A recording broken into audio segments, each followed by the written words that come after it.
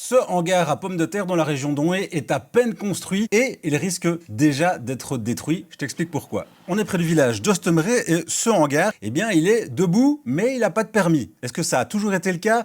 C'est plus compliqué que ça. En fait, c'est une question de niveau de pouvoir. Quand on envisage de construire un bâtiment, il faut un permis, même un hangar à patates, et donc on consulte d'abord la population et la commune. Et là, déjà, ça coince un peu auprès des riverains, et il y a aussi une association qui fait opposition au projet. Pour connaître les raisons exactes et détaillées, je te renvoie vers le reportage complet de Benjamin Marc sur notre site. En suivant la procédure, on arrive au niveau de la commune d'Onhé, du collège, et là, le bourgmestre va nous expliquer.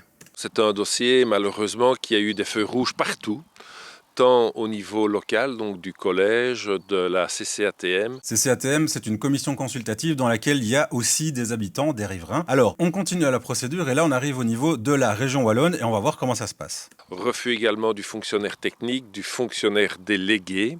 Donc il y a eu un recours qui a été introduit pour ce dossier.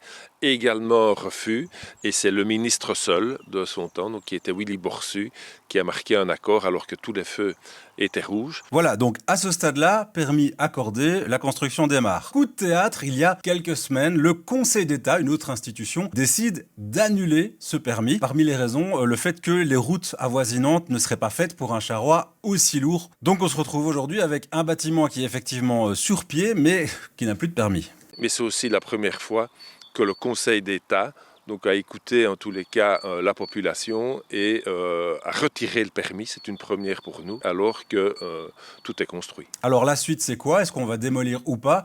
Eh bien, tout est dans les mains du nouveau ministre en charge. Wait and see.